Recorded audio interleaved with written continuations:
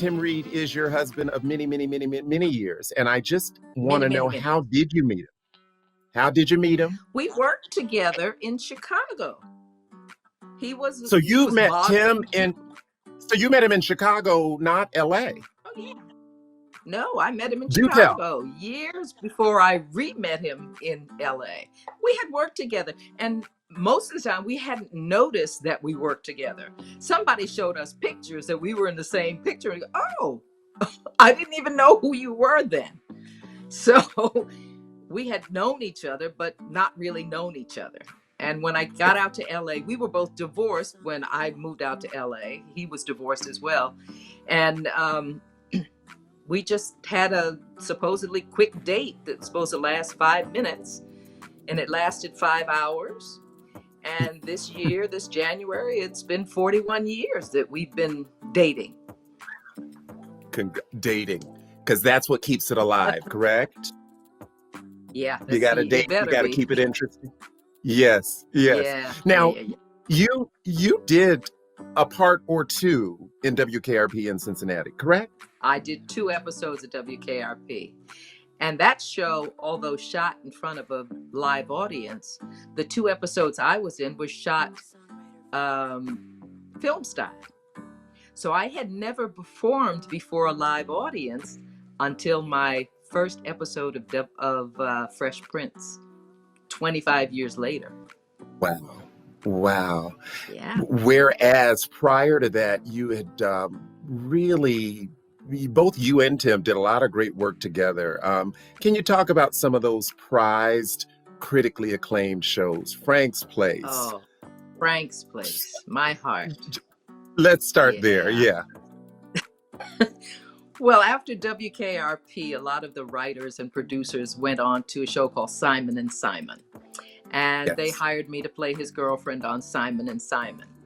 And I remember that. That was a Jet Mag. There was the Jet magazine cover. That was a Jet magazine cover. I remember Simon and Simon. We had a lot of covers back in the 80s. Yeah. It was pretty cool. Yes, you did. After Simon and Simon, he and the creator of WKRP, whose name is Hugh Wilson, wanted to do something with just Tim. And Tim wanted to do a project that he helmed. So they created Frank's Place. And it still is my favorite show that I have ever done. It was such a rich, wonderful look at the various communities in New Orleans, and a fish out of water from the north who ends up there and has to relearn his culture, the culture of his father, who he never knew. And it was just such a beautifully written and shot show. And boy, talk about covers. Frank's Place got a lot of coverage, and we were TV guides in probably 50 cities. It was an amazing show. Critically acclaimed, heavily supported by our community and by a lot of other people, obviously. But it was canceled on the 2nd year for political reasons. And it made me cry. I mean, that was a sad time.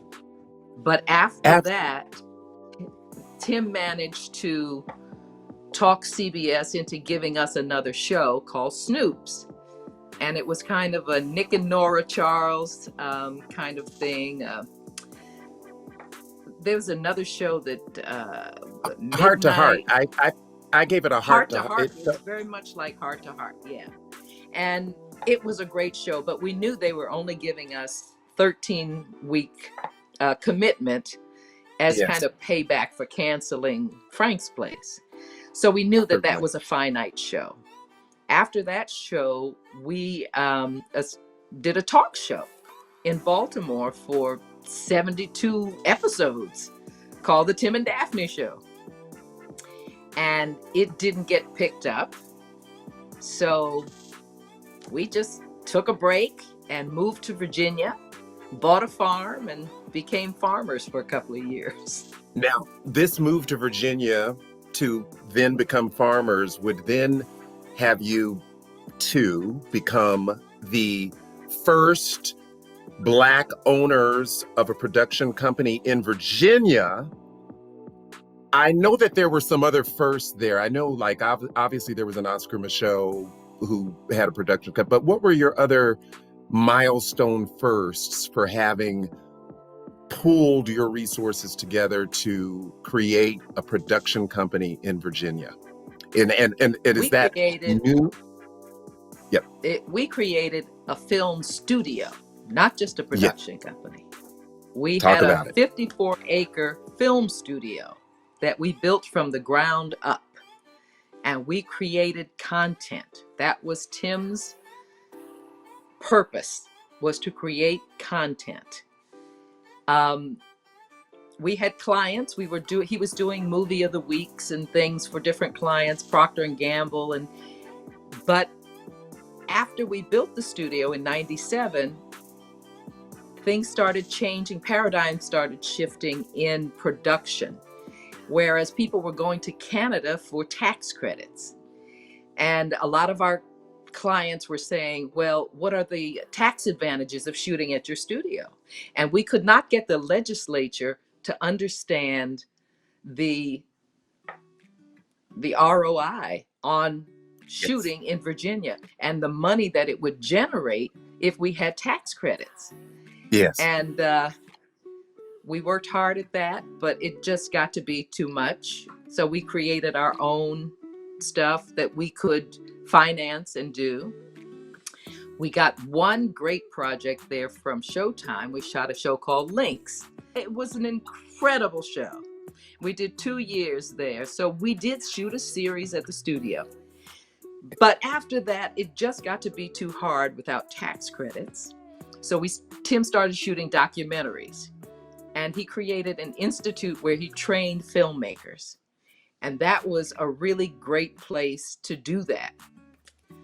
His institute is still functioning. It's an international institute now. He has fellows in London and South Africa and Nigeria and Turks and Caicos and Trinidad and just all over the place, Ethiopia.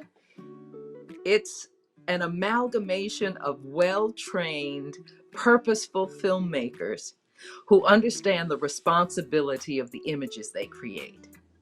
So he's been teaching, and we sold the studio about 2014, something like that. And now he has a smaller facility that he's creating content. He's still creating content because that's what he loves to do. And he's just put up a network, a streaming network called LGCY, which is short for Legacy TV. Legacy is his television Beautiful. So creating. network. So really, for both of you, it's about the craft. It's about creating community. I know you, in addition to your film oh, do you know what? I have one more question about the film world. What do Okay. you make of what everybody is making of the history-making milestone that is Tyler Perry Studios, and what sort of sets Tyler Perry Studios apart as kind of the whatever the first it is of its time from what was the first that you folks were in the mid 90s, mid to late 90s? Tyler Perry came to see us when we had our studio, way before he became Tyler Perry. Yes. And we're really proud of the businessman that he is, that he was able to create that environment. Running a studio is a difficult thing, especially if you don't have the content to keep moving through and keeping all those people employed. So Yes. hey, kudos to him. He wasn't the He's first doing Black. it. We weren't the first Black. Oscar Michaud wasn't the first Black. The Johnson brothers had a studio back in the 30s. So it's contemporary firsts, but we've never been firsts.